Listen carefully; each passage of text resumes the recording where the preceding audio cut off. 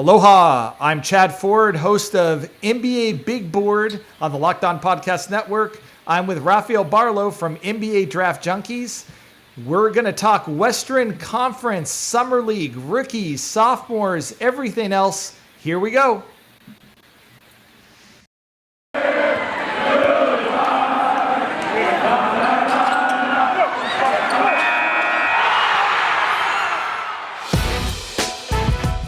It's the Locked On Podcast Network, your team every day.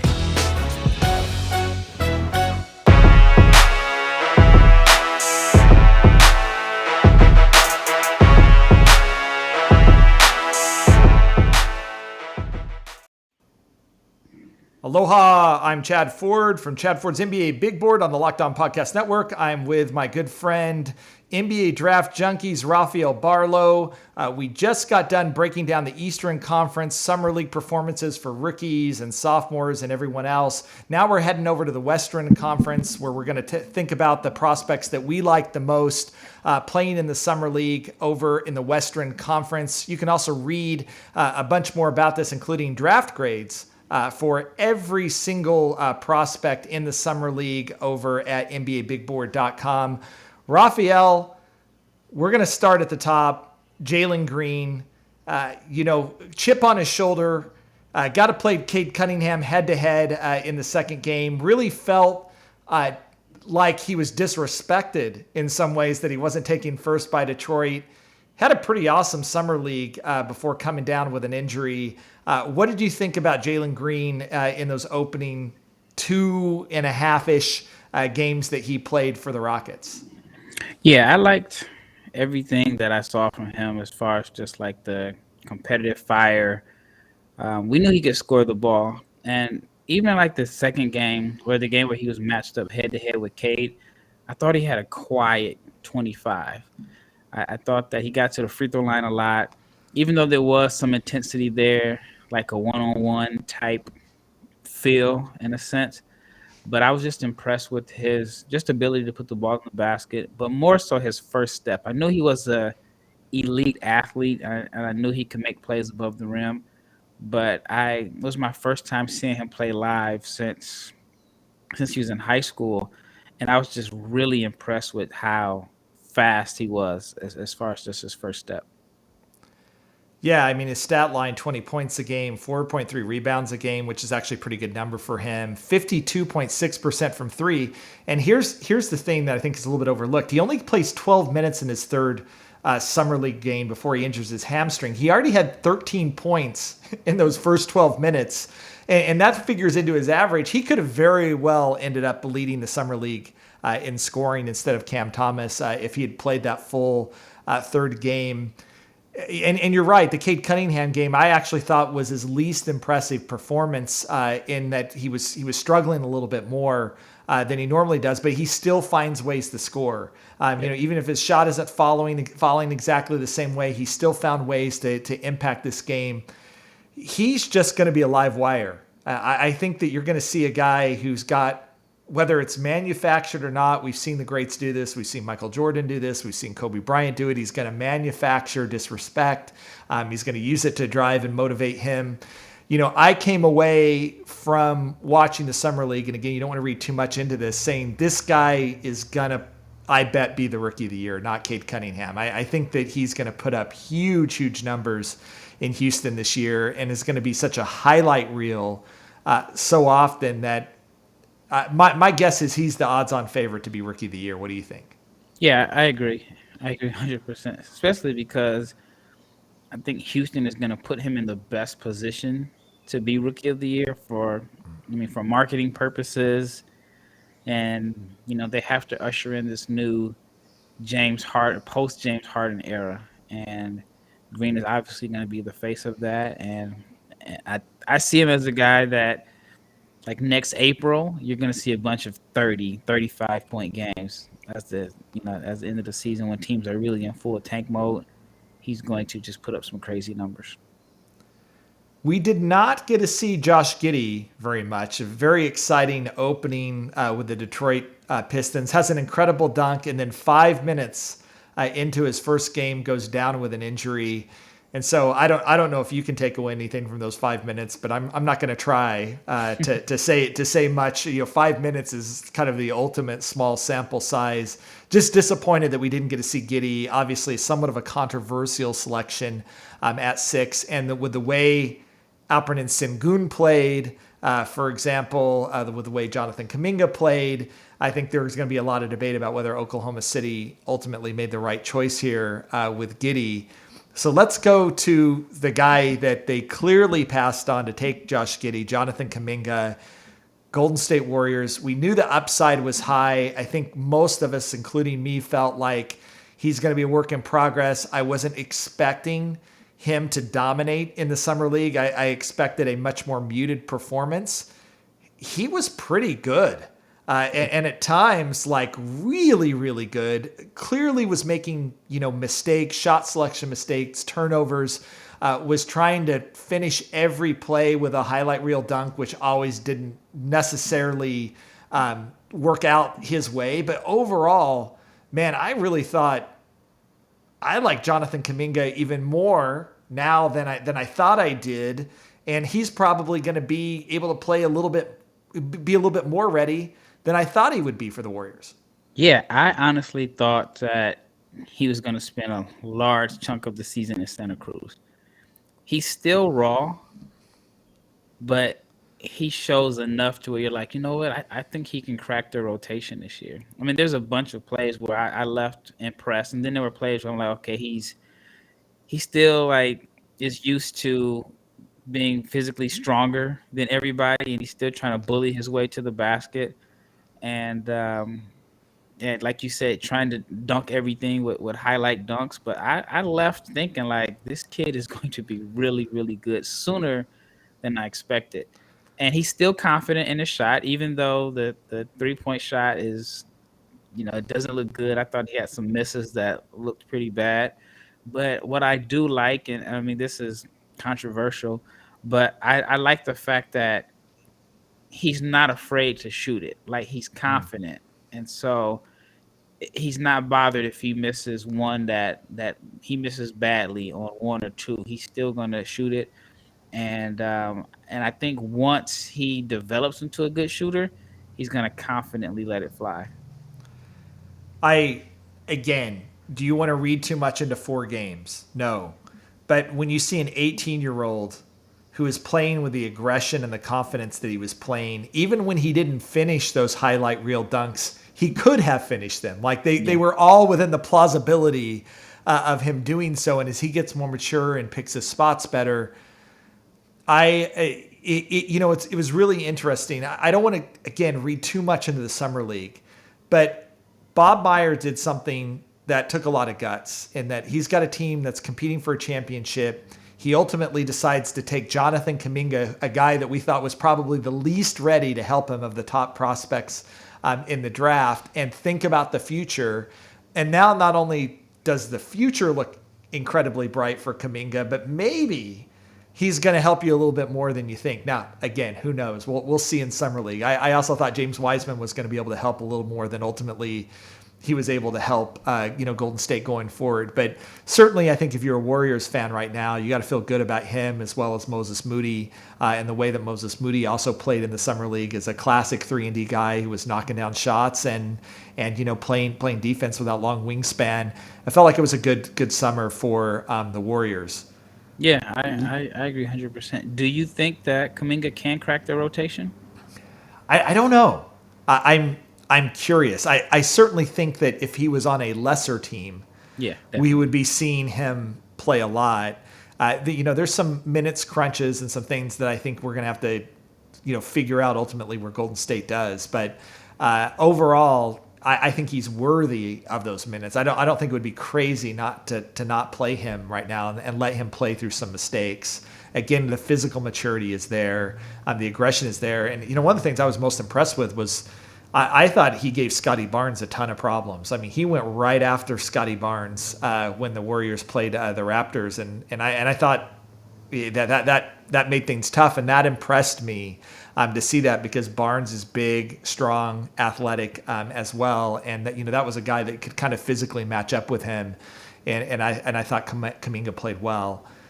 let's talk about one of the most physically ready prospects in the draft. We knew that coming in. He ends up winning Summer League MVP, co-MVP with Cam Thomas. His team, the Sacramento Kings, finally win something. They win a Summer League title.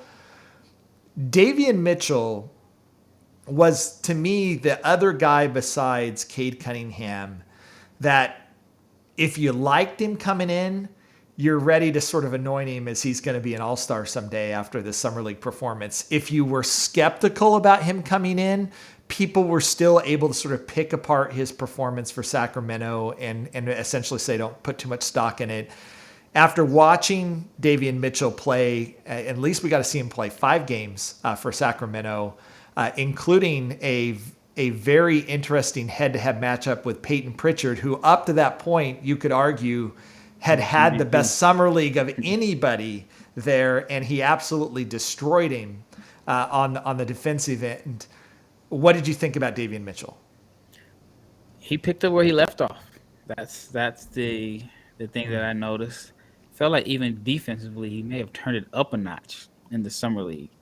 I mean, we all remember the first 2 or 3 days, the possession against Book Night, where he just literally had him in jail where he couldn't do anything.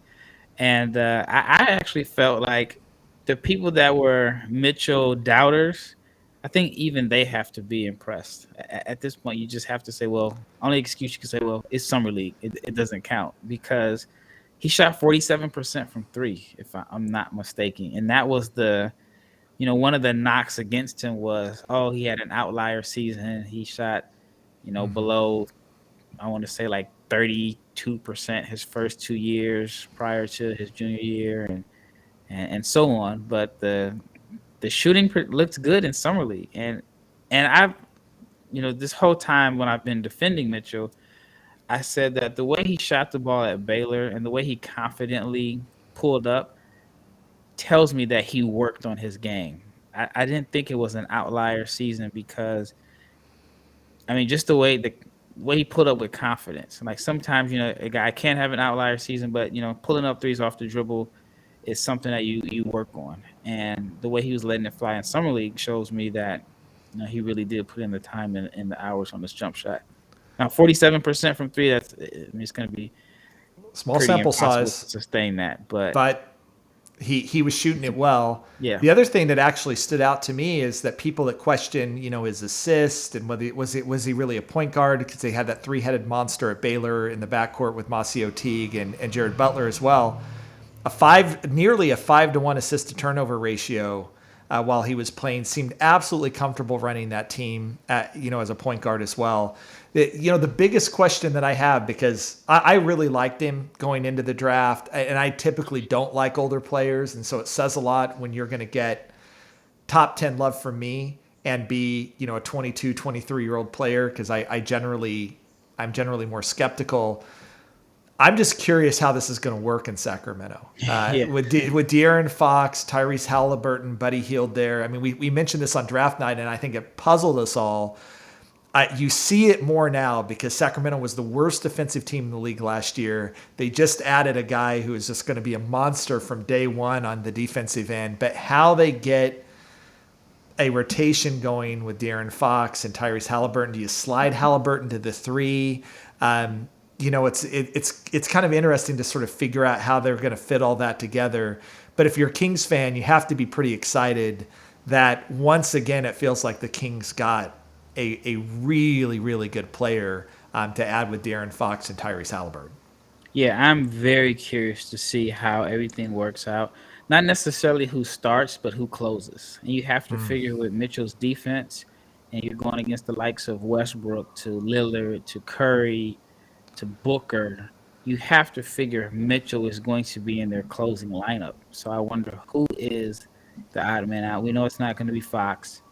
If they go small, then who's guarding the Kawhis or Kawhi's not playing, but the Paul Georges, the big wings. And then even like their center rotation, like they have a bunch of centers. So I'm really, really curious to see like who closes games for the Kings. I think the starting lineup is, it's not set in stone. I think it's a little bit more predictable, but I can't see a situation where Mitchell, considering the Kings' lack of defense, is not in their closing group. Wow. Well, a great start for him. Great start for Kaminga. Great start for Jalen Green. When we come back, we'll talk about other rookies that were not drafted in that top 9 that we liked out of the Western Conference, and a few guys that we were disappointed in. But before we do that, let's go and talk about Rock Auto. With the ever-increasing numbers of makes and models, it's now impossible for your local chain auto parts store to stock all the parts you need. Why endure often pointless or seemingly intimidating questioning and wait while the person behind the counter orders the parts on their computer, choosing the only brand their warehouse happens to carry? You have computers with access to rockauto.com at home and in your pocket. Save time and money when using Rock Auto. Why choose to spend 30, 50, even 100% more on the same parts from a chain store car dealership? They have everything you need: brake parts, tail lamps, motor oil, even new carpet. Go to rockauto.com today, right now, and see all the parts available for your car or truck. Right, Locked On in their How Did You Hear About Us box, so they know we sent you. Amazing selection, reliably low prices, all the parts your car will ever need. rockauto.com.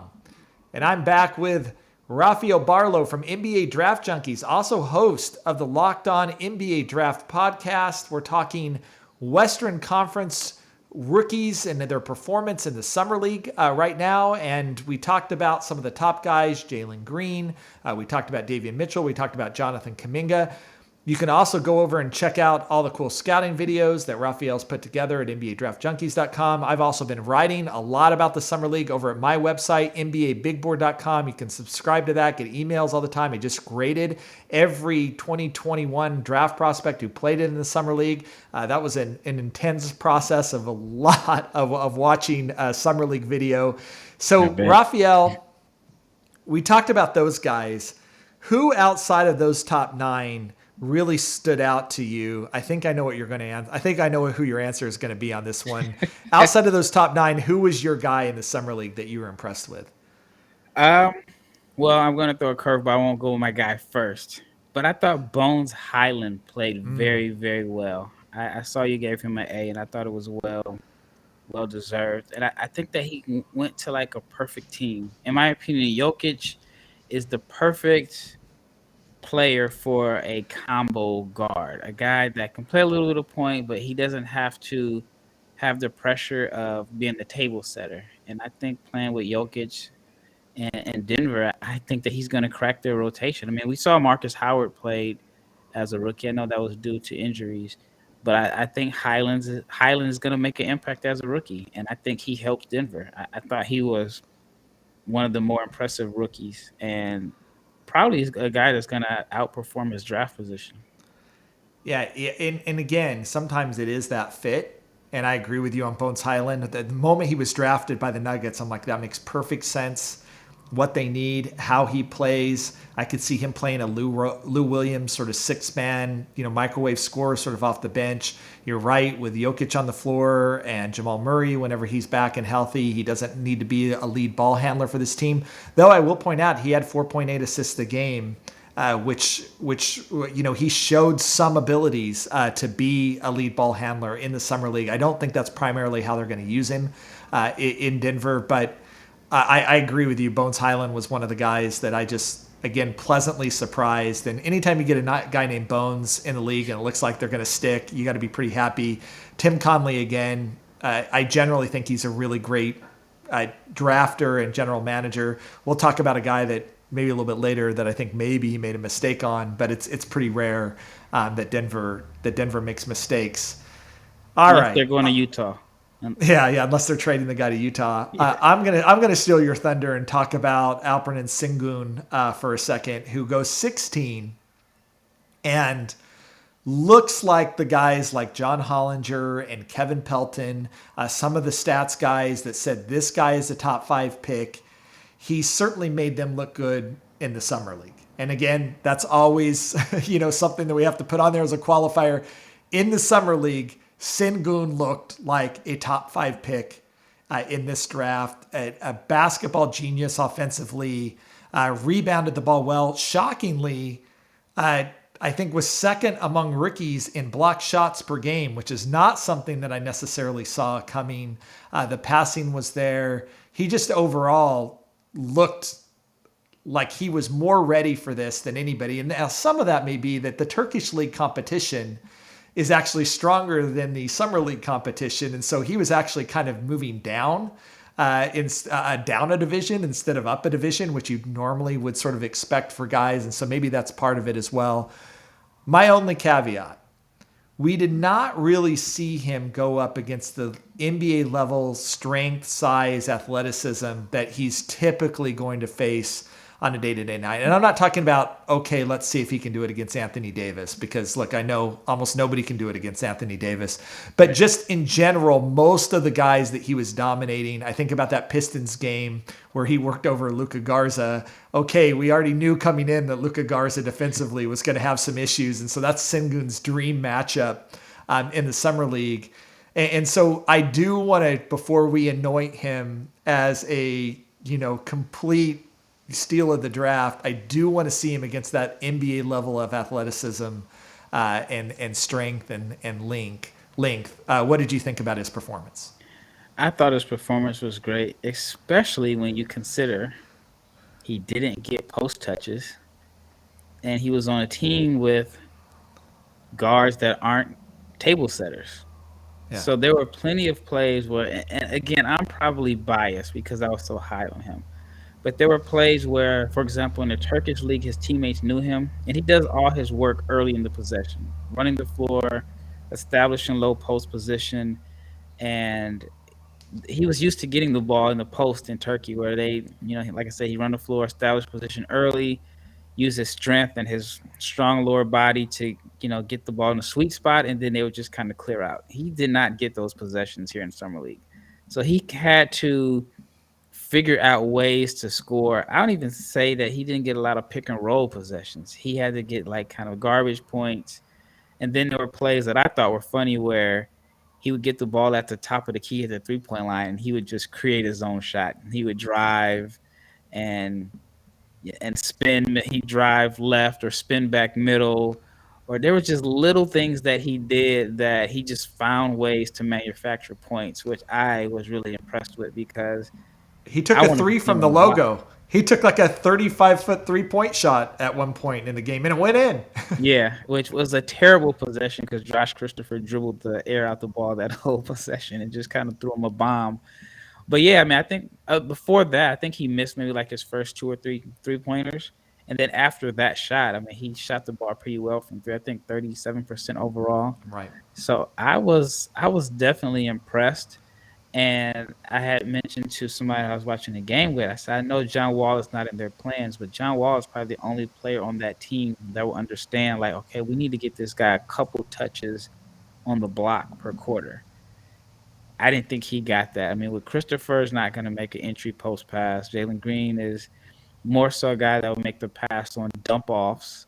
But as far as just letting him, like I said, get the ball early in the possession in the post, and he will find guys. Like if he gets the ball on the block and they clear out, I think he can create easy scoring opportunities for cutters. So again, I thought he played well considering that he had to play a little bit differently than he had been playing in his MVP season in Turkey.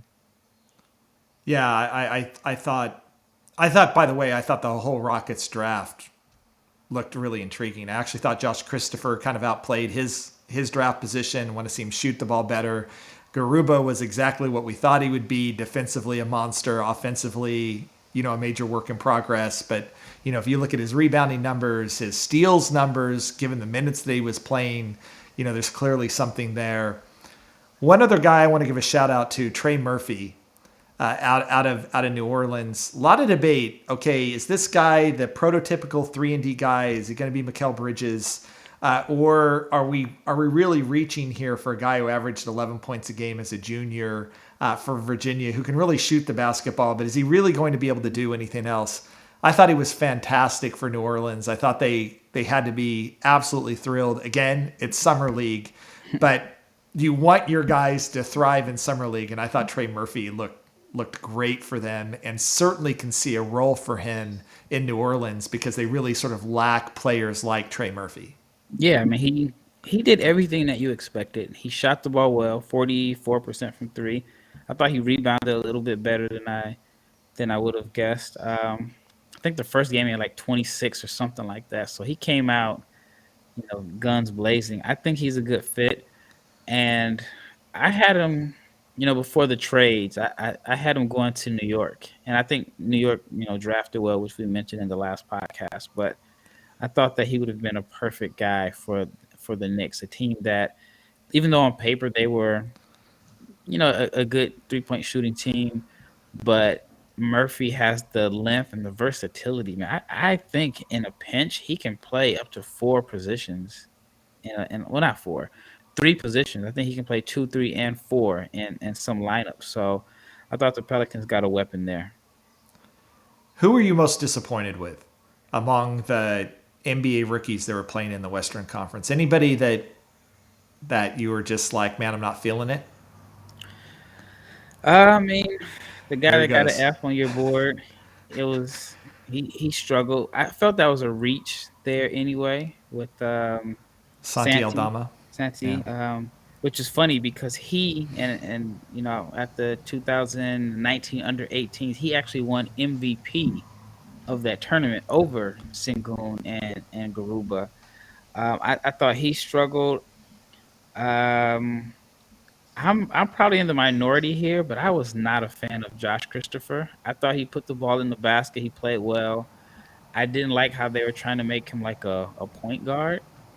I thought that was really weird. I thought even though his assist numbers and assist to turnover ratio numbers were solid, I thought he missed a lot of reads. I thought he played a little selfish.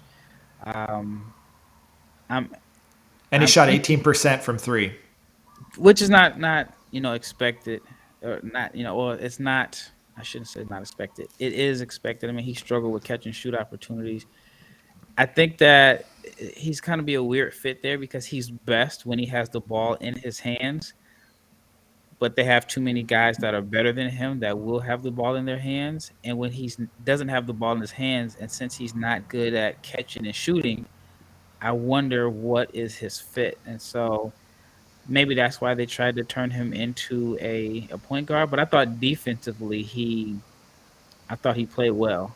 I thought he played. I mean, he just showed that he has the size and strength and the mobility to potentially be a really impactful defender. He may need to study tape of fellow Arizona State alum Lugans Dort, and Dort made a name for himself on the defensive end, and I think that's what Christopher is going to have to do.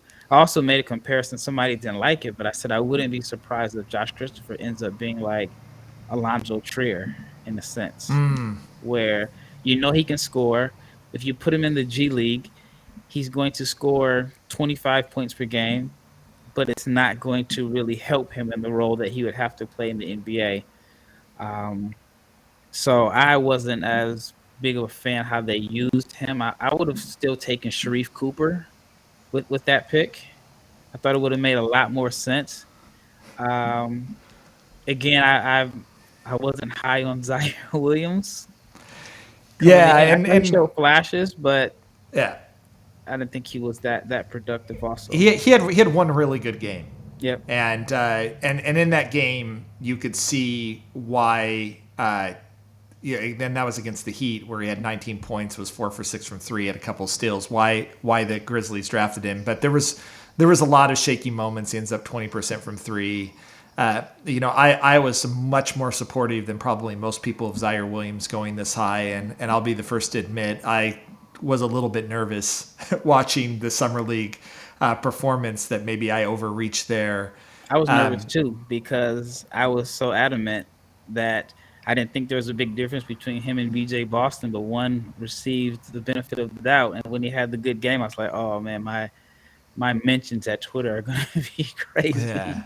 Well, and you ended up turning out right because BJ Boston actually I thought performed well, especially for the 51st pick in the draft. I mean, if Yeah, you're grading based off a kind of a sliding scale of where they were drafted, he actually looked better to me than Ziaire did.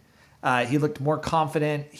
I thought he posted a couple of games that were better than, frankly, anything that I saw at Kentucky, which is always sort of strange when that happens. I would say the same thing about Trey Murphy. Like his stat line in the summer league was better than his junior year stat line at Virginia, which is pretty amazing. But yeah, I would agree with you. Like if you were to just take summer league performance right now and say which guy should have gotten the benefit of the doubt, Boston or Ziaire Williams, I think you'd have to argue that it was Boston, and that the Clippers made a better play. I'd also just point out Keon Johnson, who we knew was going to be a work in progress, and who also had one terrific game for the Clippers, and then a bunch of really sort of head scratching, worrying games where he's out on offense, is another guy that probably looked like he probably fell to the right place in the draft based off of where we saw in the summer league, but the upside clearly there, and sort of like Ziaire had at least one game where it looked to me like, okay, if this is what he's going to become, I can get pretty excited if I'm a Clippers fan, thinking about that game that he had against the Jazz where he had 17 points, a couple, I think 3 threes, and blocked Udoka Azubuike as well, which is not an easy thing to do in a guy that was shooting like 80% from the field on dunks. So definitely, interestingly, in the Western Conference, a few more guys that had shakier performances than actually what we saw in the East. Yeah, and I still, going back to Boston and Williams, I still can't figure out why. I mean, they both had disappointing freshman seasons compared to the hype that they had coming in. But again, it just seemed like Ziaire was the only one that got the benefit of the doubt, to the point where he crept up as a top 10 pick. And now 10 and 51, so 41 spots different between them. It's a lot of money. I mean, I think is Boston on a two-way? Did they sign him to a two-way deal, or did he sign? I believe so. I don't know if he's on a two-way. He's signed to a deal. I'm not sure which it was, whether they just signed him to a straight deal or a two-way. $3 million or something like that, which is crazy. But now looking at Memphis and their roster, I don't know how Ziaire even cracks their rotation. Yeah, I think that's another question mark as well for them. Want to just end this little segment talking about San Antonio for a minute. Joshua Primo was the other big surprise on draft night, maybe the biggest surprise at all at 12, just compared to where the consensus, both I think in the media and frankly from NBA teams, of where he was in the draft. And I think he played okay in those 2 games. I'm not going to rag on the guy who's the youngest player in the draft. Only got to play 2 games before succumbing to an injury. There was, if you liked him, there was things to like. If you didn't like him, there was things not to like. Any regret, though, if you're San Antonio, that you passed on Sengun? This team that has a history of getting international prospects right, and then seeing what Sengun is doing versus Josh Primo, and maybe Trey Murphy as well, another guy that I think you could have seen helping San Antonio this year. Any buyer's remorse if you're San Antonio right now, or do you just stick with what they saw and hope that down the road Primo at his age will develop and be better than those guys? Yeah, I mean, it's so weird because if there was one team that I did not think would take a gamble on such a young prospect, it was San Antonio. I would have thought that they were going to reach for someone who was more ready to come in and contribute, which taking Primo makes me wonder, like, are they really going to embrace rebuilding, which I still can't see Pop doing anyway. But I get their philosophy of if Primo stays another year in school, he's unlikely to fall to us at this low. I thought his first game he struggled big time, and then I think the second game was a lot better. But I mean, it seems like they're gonna be patient and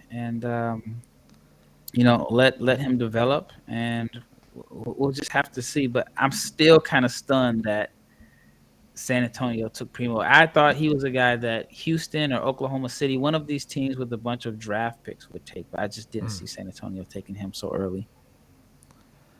All right, when we return, we'll talk about some of the sophomores that played in the Western Conference. Before we do so, I want to tell you about Built Bar and their 9 delicious flavors. They have coconut almond, cherry, raspberry, mint brownie, peanut butter brownie, double chocolate, salted caramel, which is Rafael Barlowe's favorite flavor, coconut, my favorite flavor. These are chewy, they're sweet, they taste like candy bars, even though they're actually good for you. They're healthy protein bars. Most of the flavors have 17 grams of protein, only 130 calories, only 4 grams of sugar, only 4 grams of net carbs. So order today. You get that raspberry, mint brownie, get that salted caramel, Rafael Barlowe's favorite flavor, get the coconut, my favorite flavor, or whatever you like. Go to BuiltBar.com, use promo code LOCKEDON15, and you'll get 15% off your first order. Use promo code LOCK15 for 15% off at BuiltBar.com. Okay, Rafael, let's think about the sophomores, the non-rookies that played in the Summer League. Who stood out to you among guys that were in the Western Conference that you thought had a good performance? Oh, man, this is tough. I guess I'm going to have to go with a guy that I kind of questioned to pick last year, Azubuike. I thought he played well. I mean, he looked like the guy we saw at Kansas, the guy that just did not miss anything around the rim. So Azubuike is one of the guys that stood out to me. 84% from the field. Which is better than what he shot at Kansas, which was like 76 or 77. So 84%, all dunks, 14 points a game, almost 9 rebounds a game, 2.5 blocks a game. And even though his body doesn't look like incredibly cut or like he's in the world's greatest shape, man, he's so athletic for a guy that is his size. I think that's the thing that really sort of stands out about him. You're just surprised when you look at him, how quick he moves his feet, how quick he can be off the floor. And for Jazz fans that just absolutely tore them apart for drafting him last year, you can kind of see where maybe, he's going to get some minutes backing up Rudy next year. And maybe he's going to shut some Jazz fans up who were unhappy with that draft choice. I think that's actually a really nice pick. My guy was Jaden McDaniels, a guy who I will say that I thought the Jazz, I was arguing for the Jazz to draft him instead of Azubuike on draft night. And a guy that did that same thing, had a sort of Ziaire Williams, Brandon Boston-ish terrible rookie season at Washington, but then goes to Minnesota and starts to, especially on the defensive end, starts to make a name for himself, gets minutes because he's on a bad team, and starts to show that sort of two-way potential. Now he was slashing to the basket. He can pull up and shoot it a little bit. I was just very intrigued, again, from one of the younger players in this draft about what he could still become. I still feel at the end of the day, Jaden McDaniels probably should have been a lottery pick in 2020. And I think at the end of the day, he's going to play himself into being one of the top, 10 to 15 prospects in this draft. And I thought, again, seeing him being able to make some progress for Minnesota, I was impressed. Yeah, I liked his game. I mean, just watching his film, not too many guys in the world have this combination of height, skill level, and fluidity and ball handling. I thought it was just up to him. I thought he was one of those guys where the sky is the limit. It's just, up to him to accept the role. And which, to my surprise, he accepted a role as a defender. That's kind of how he earned his minutes. That's not something I would have thought at this time last year, that he'd be an impactful defensive player as a rookie.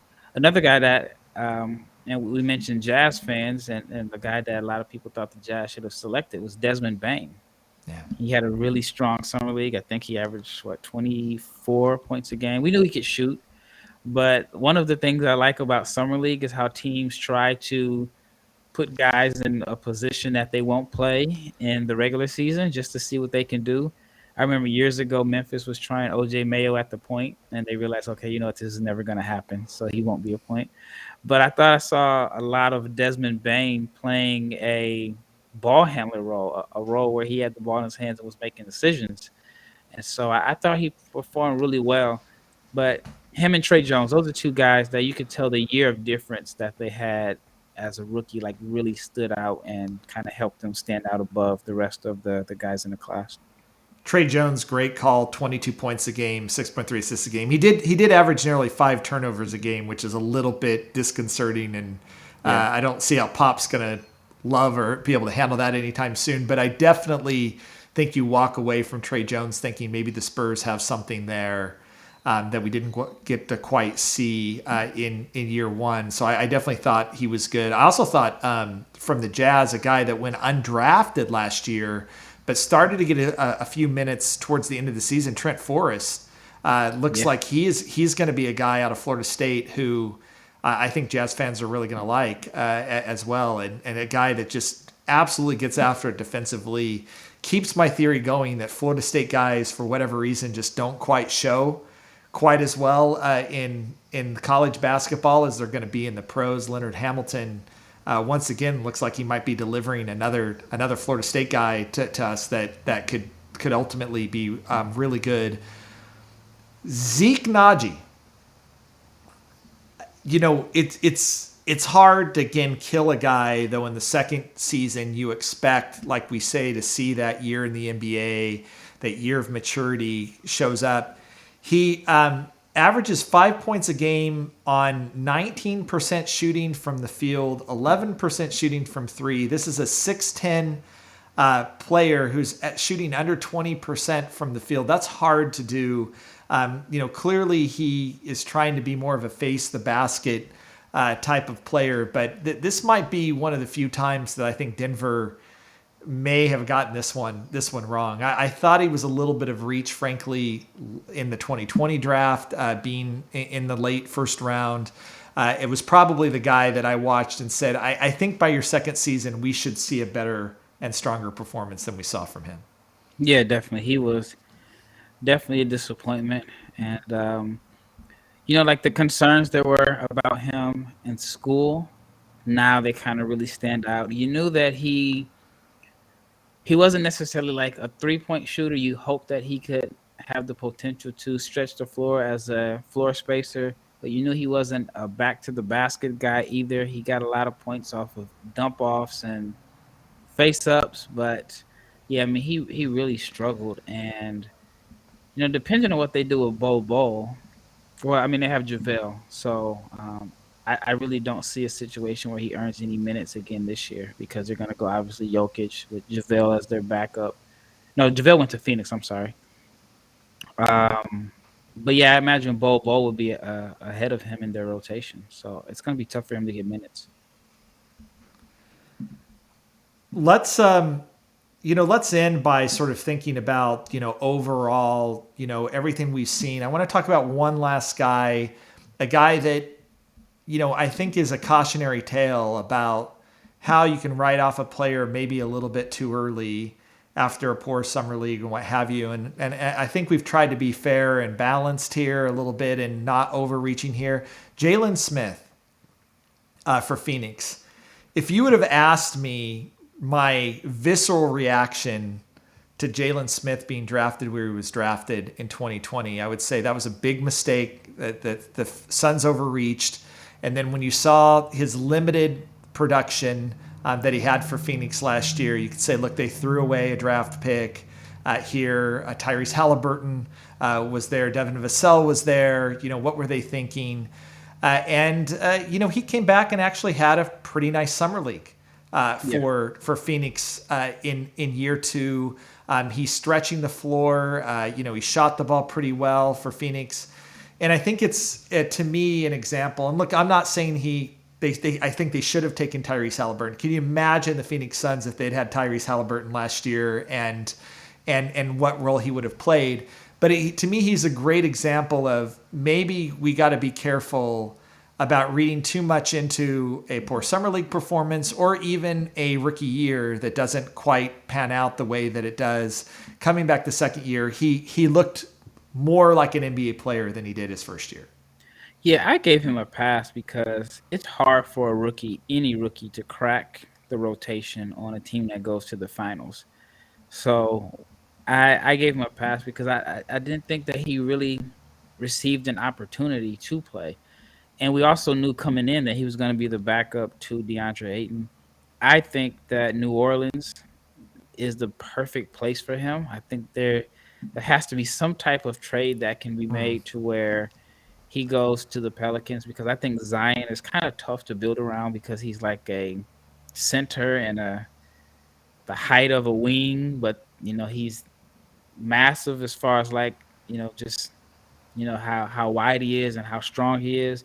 But he needs to be paired, at least in my opinion, with a guy that can space the floor, block shots, and rebound. And there's not too many of those guys around where you can say that this is a five that can space the floor. And I think Smith is the perfect complementary piece to Zion. May not be like the sexiest name, but I think he's someone that a creative coach could run some pick and rolls with Zion and have Smith popping. So as long as he's in Phoenix, I really don't know how he's going to get any minutes, because unless they play him at the 4, which I don't see happening, I think that he's going to struggle to get minutes no matter how well he played in the summer league. But I thought he played well. I'm happy to see him get some minutes because, again, I just think that he was unfairly criticized. But not too many rookies crack the rotation on a team that goes as deep in the playoffs as the Phoenix Suns did. He's Rafael Barlowe from NBA Draft Junkies. Make sure you go check out his website. He's already doing videos now for the 2022 NBA Draft, including Yannick Zosa, who I think could be a legitimate candidate for the number 1 pick in the 2022 NBA Draft. So make sure you go check out Rafael's stuff there. Make sure you go over to NBABigBoard.com. Go subscribe today. Get emails from me multiple times a week as we're breaking down everything from the Summer League stuff. So much stuff there. And we're going to start next week with some more 2022 stuff. We've already done who are the potential candidates for the number 1 pick in the draft. We're going to start with top returning college basketball players next week as well. So plenty of great stuff coming over at NBABigBoard.com. You've been listening to Chad Ford's NBA Big Board on the Locked On Podcast Network. Aloha.